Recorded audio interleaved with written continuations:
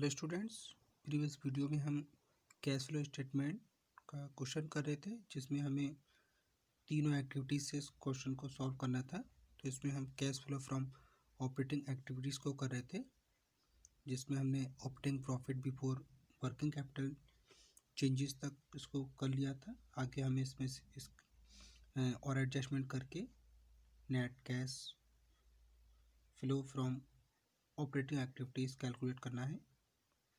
तो इसके लिए हम और एडजस्टमेंट करते हैं।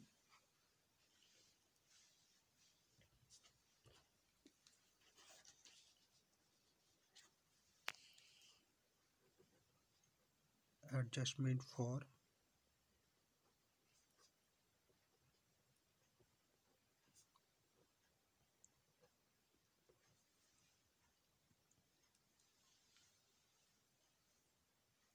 देखिए, डेप्टर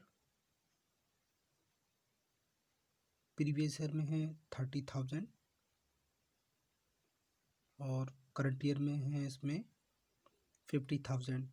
तो हम कह सकते हैं यहाँ जो डेप्टर है वो 30 से 50 हुए, मीन्स 20,000 के डेप्टर बढ़ गए। तो हमारे यहाँ पे जो 20,000 के डेप्टर बढ़ने से ऑपरेटिंग प्रॉफिट में से इसको सब्ट्रैक्ट करेंगे, क्योंकि जब भी करंट असेट्स में इंक्रीज़ होती है तो हमें ऑपरेटिंग प्रॉफिट में से सब्ट्रैक्ट करना होता है, और यदि करंट असेट्स में कोई कमी होती है तो उसको ऑपरेटिंग प्रॉफिट में ऐड करना होता है। तो यहाँ पर हम इसमें सब्ट्रैक्ट करेंगे डेप्टर।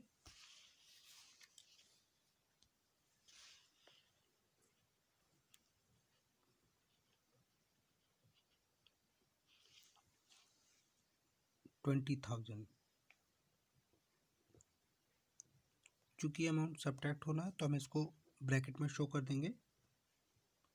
नेक्स्ट देखिएगा, स्टॉक प्रीवियस में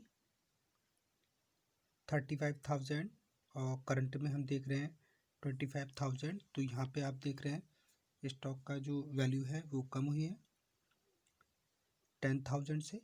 तो ये जो करंट असेट्स में जब इंक्रीजिंग होती है तो वो ऐड किया जाता है। तो यहाँ लिख लेते हैं स्टॉक।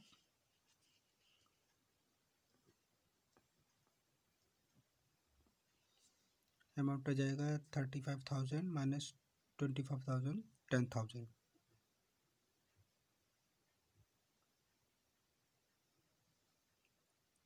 इसके साथ ही हम यहाँ पे करंट लायबिलिटीज़ को देखेंगे। अगर किसी करंट लायबिलिटीज़ में इंक्रीज होती है तो हम उसको ऐड कर लेंगे, और डिक्रीज होता है तो उसको सब्ट्रैक्ट कर लेंगे। तो यहाँ हम क्रेडिटर का अमाउंट देख रहे हैं, प्रीवियस ईयर में 40,000, करंट ईयर में 44,000। तो हम यहाँ पे देख रहे हैं इंक्रीज हो रही है करंट लायबिलिटीज़, तो हम इसको ऐड कर लेंगे। लिखेंगे यहाँ पे क्रेडिटर।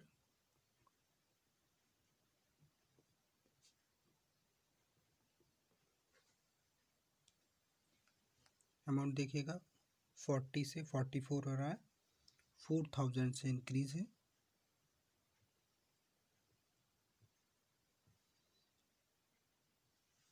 अब हम इसमें टोटल कर लेंगे।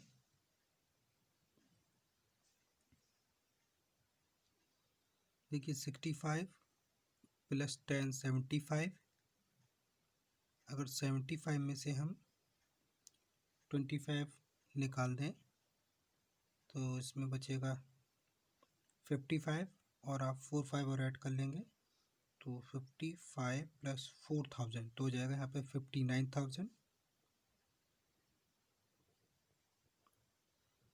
मीन्स हमने क्या किया है, ये ऐड करके डेप्टर का अमाउंट सब्ट्रैक्ट कर दिया है।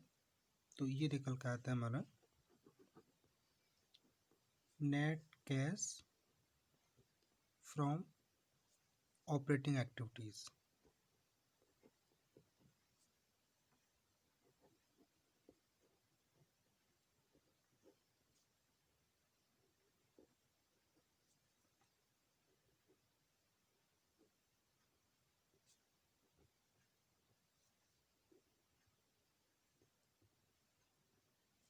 अब नेक्स्ट करेंगे हम cash flow from investing activities,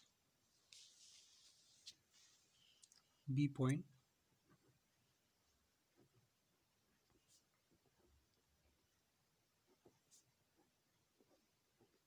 cash flow from investing activities.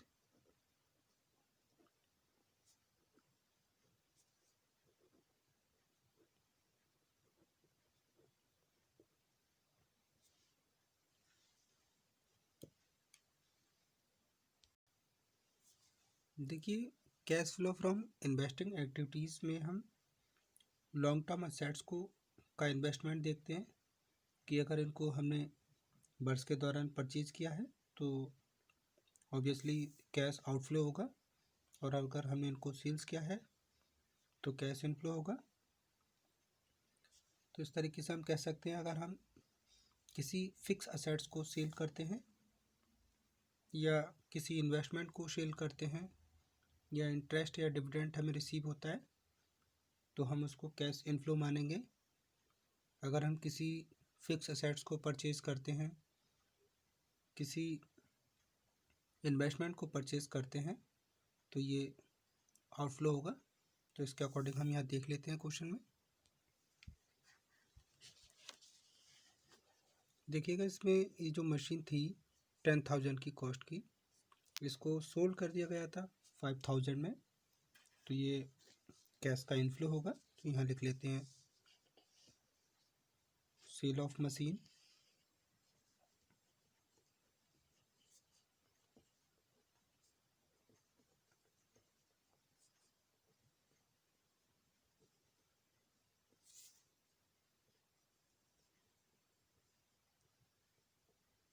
$5,000।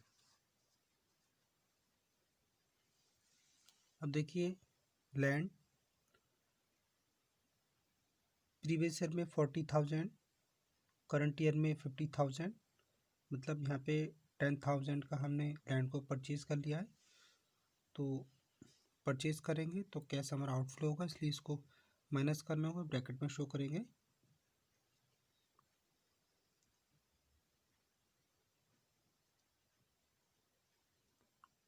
Purchase of land 10,000,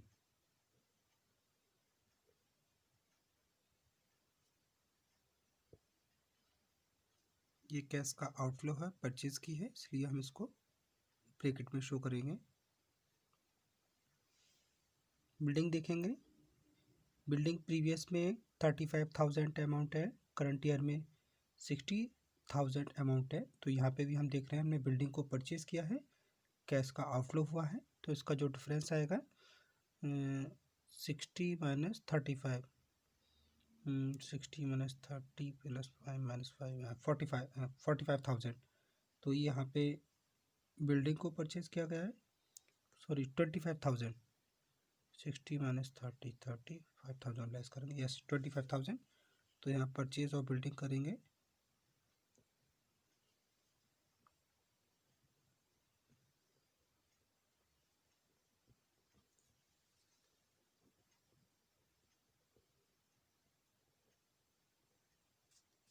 purchase of building 25,000।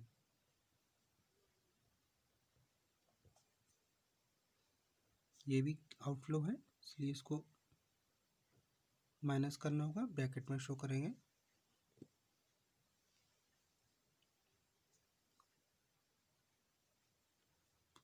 और कुछ नहीं है, अब इसमें टोटल कर लेते हैं। तो यहाँ पे हम देखेंगे ये अमाउंट हमें सब्ट्रैक्ट करना है और ये प्लस करके इसका जो डिफरेंस होगा वो हमारा net cash from investing activities आएगा।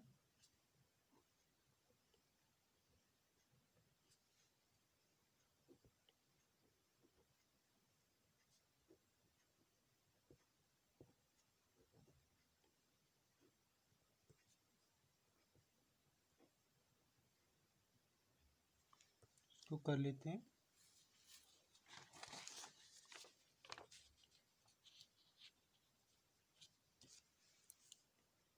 $59,000 plus 5,000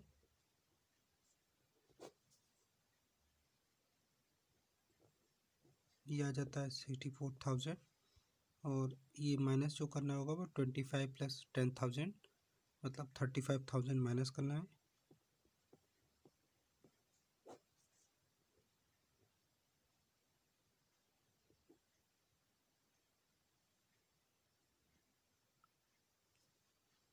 fourteen minus 5 9, 5 minus 3 2।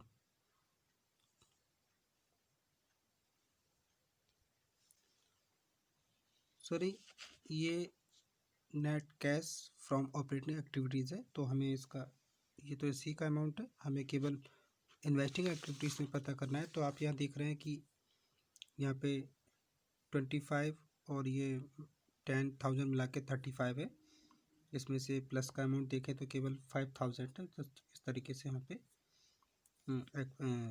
Net cash from investing activities का अमाउंट आएगा ओनली 30,000 और इतना कैश हमारा आउटफ्लो हुआ है, इसलिए इसको हम ब्रैकेट में शो कर देंगे। इसके बाद हमें प्रिपेयर करना है cash flow from financing activities.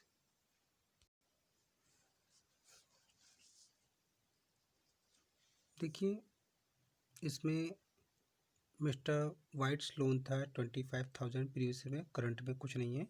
तो हम यहाँ ये मानेंगे कि इसको जो लोन था मिस्टर वाइट्स लोन वो पेड कर दिया गया है। और इसमें जो आपको दिखा रहा है loan from a bank, previous में 40 था फिर 50 हो गया, मीन्स यहाँ पे 10,000 और लिया गया है।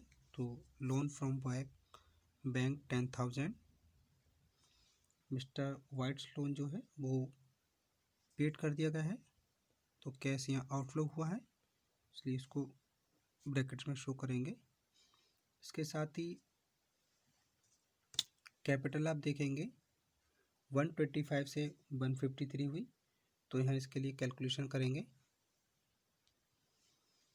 देखिए, कैपिटल जो प्रीवियस ईयर की है वो इसमें क्वेश्चन में 1,25,000 है, जिसमें हम प्रॉफिट था 45,000 ऐड कर लेंगे ये वाला।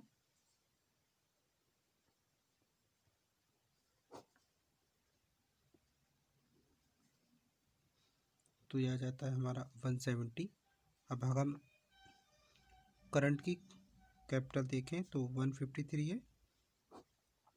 अब इसका जो डिफरेंस आएगा देख लेते हैं, 0 0 0 3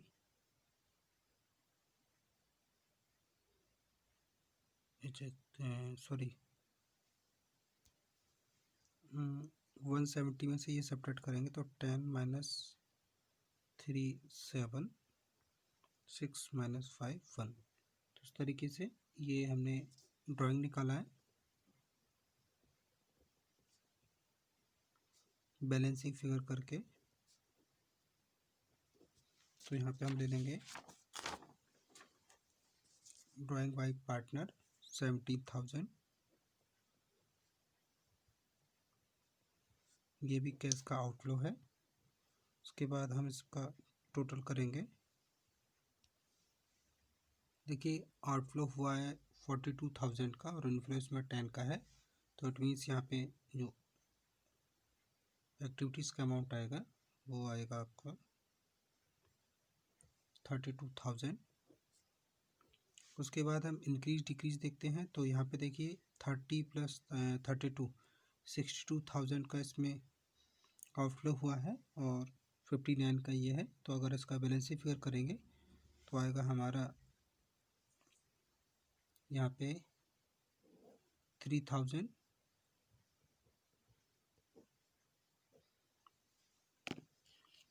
अब कैश बैलेंस देखेंगे, प्रीवियस का 10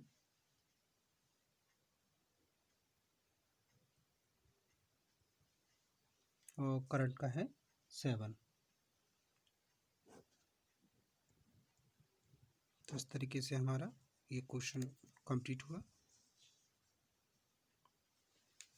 thank you very much students.